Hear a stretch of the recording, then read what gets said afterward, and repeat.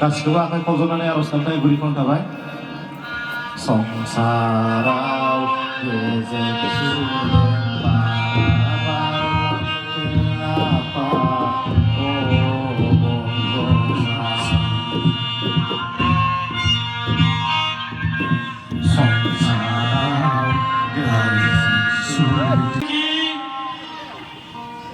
जोंजों लोगोसे अरायसम बियो थायो जायानोखि अनसुला मोनबेसे दखान मोनसे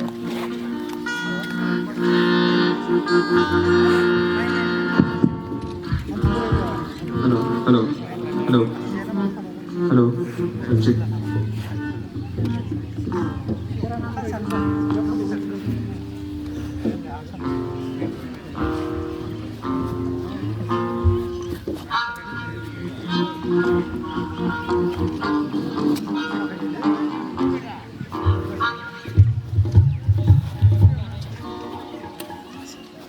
जिहेतु साननैनि हाबाफारिजों नैबे दानसोरां गेजेर फरायसालिनि गेलेग्रा फोथाराव 14 नभेम्बर बर' थुनलाइ आफादनि जोनोम सानजों लोब्बा लाखिनानै जे मोनथाम आफाद जथाय खुंनाय हाबाफारियाव दिनै 14 नभेम्बर बे फुंबिलि समाव सारा नैबे मुंख्लं खाम्फा बेखेवबाय बिनि गेजेरजों रायजो राजानो माबायदि मेसेज हरनो सानो? आं दिनै जोंनि बर' थुनलाइ आफादनि बे गोथार जोनोम साननि गेजेरजोंनो जोंनि आसाम हादोरसानि सानजा ओनसोलाव जों बर' फिसाफ्रा बेवहाय थांनाय 1984नि सिगाङाव जोंनि बेयाव थानाय थागिबि आदि आरो मिसिं बिदा फंबायफोरनि आन्दारावसो जोंनि बर' फिसाफ्रा गोदाव सोरावै बेयाव रायजो जाफैनो गोनां जादोंमोन। दा जोङो 1984 मायथाइयावहाय जोंनि बर' फिसाफोरखौ जोंबो बे सानजा ओनसोलाव थानानै जोङो खौसेथि जानानै माब्रै जोंबो जोंनि बर' कालसारनि सिङावनो थानाय जोंनि जोंनि फोथायनायजों लोगोसे जोंनि राव हारिमुखौ माब्रै जोङो दावगालांनो जोङो हागोन बेखौ हास्थायनानै जोङो गायसनदोंमोन जनाय बर' दख'रा थुनलाइ आफादखौ। दा बेनि गेजेरजों जों 40 बोसोर बारग'बोबाय। 40 बोसोराव जोङो दिनै गैयामोन जोंहा गुदि फरायसालि गेजेर फरायसालिबो जोंहा गैयामोन। नाथाय दिनै जोङो गंसे 2 नं लादांगुरि जोंनि दानसोरां बर' गेजेर फरायसालिनि गेलेग्रा फोथाराव जोङो 40 बोसोरारि बे खुंथायखौ जोङो खुंदों। जों दिनै बेनि गेजेरजों जोंबो मोनसे थासारिखौ मोनफैनो हादों। गावनि राव हारिमुखौ जोङो फोथांनानै लाखिनायनि दावगालांनायनि आरो गसंथानायनि। दा बेयावहाय जोङो बयबो जोंनि सानजारि जोंनि बिदा फंबाय बिनानावमोना हेफाजाब होनायनि गेजेरजों थाइसे थाइनै खेन्दा होनायनि गेजेरजों दिनैनि बे 40थि बोसोरारि जथुम्माखौ खुंफुंदों। लोगोसे जोंनि दुलाराय बर' फरायसा आफादनि जोंनि जनाय दख'रा आरो जोंनि आइजो आफाद अनसाय आफाद बिथांमोनाबो 23थि बे बोसोरसालि जथुम्माखौ खुंफुंनो आखायाव लादों। आङो बरसा लाखिबाय बे खुंफुंनाया जोंनिया मोजां गोख्रोङैनो खुंफुंनो हानाय बायदि जागोन कालारफुलि। आरो बेनि गेजेरजों जोङो दायो हांख्रायनाय बायदि प्रग्रामाव आं नुदोंमोन। जोंनि दायो जों हादोरनि नोगोरारिफोरखौ बेंनो थाखाय जाय आखाइयावहाय पावार लानाय बिथांमोन जोंनिनो नेतृत्व जों सायख'नानै दोननाय जोंनि संसदआव होन जोंनि आसामनि एसेमब्लियावनो होन जोङो सायख'नानै लानाय जोंनि जाय दैदेनगिरि बिथांमोनखौबो हांख्रायदोंमोन। बिथांमोना फैनो हायो हाया आं बेखौ मिथिया। बिथांमोना फैयोब्ला आं ओरैबायदि आं बुंजानो लुबैदोंमोन जोंनि नेतृत्व होनाय जोंनि दैदेनगिरि बिथांमोना एसे एप्रोच खालामनानै बे जोंनि आसाम सरकारनि दा बर्तमाननि जा जोंखौहाय थानो हानायनि मोनसे डकुमेन्टेसनेल प्रसेसआव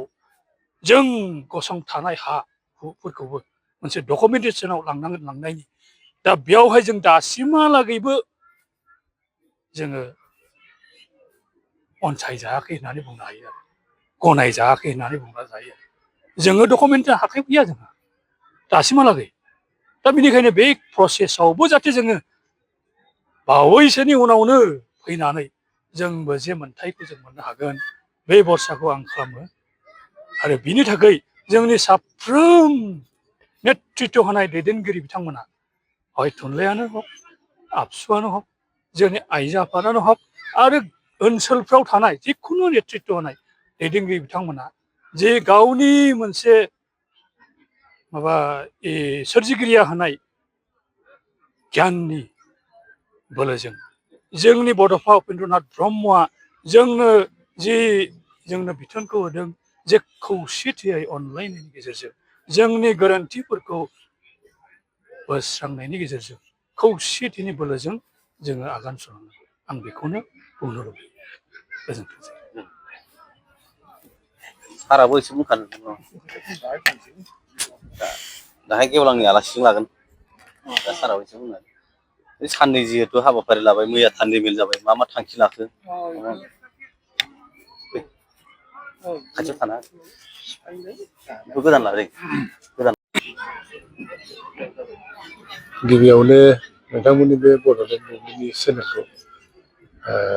गेजेरजों फोरमायनो मोननायखौ साबायखर बावबाय दा दिनै जोङो साननैनि हाबाफारि लानानै जोंनि दख'रा प्राइमारि जोंनि गुदि थुनलाइ आफाद आरो जोंनि आन्चलिक एबसु आरो आन्चलिक आइजो अनसाय आफाद बे मोनथाम माहारियारि आफादनि जा जथुम्मा बेखौ जोङो गाजा गोमजायै खुंफुंलांनो थाखाय जोङो हाजासे बोलो होदोंमोन आरो बियो जाफुंबायखौनो होनजायो दा आरोबाव जोंनि बे कनफारेन्सनि दारै जों बेखौनो आसा खालामदों दि उनाव जाहाथे जोंनि आरोबाव जोंनि बे जनाय ओनसोलाव जोङो थांनानै थागोन रायजो जागोन नैबे मोनथाम माहारियारि आफादा मावनो गोनां बिराद बिबान दङ जोंनि फरायनायनिफ्राय लानानै रायजो जानायनिफ्राय लानानै हारिमु बायदिसिना बेफोरखौ लानानै बे मोनथाम आफादा मावनो थाखाय गोबां बिबान दङ दा बेफोरखौबो जोङो उनाव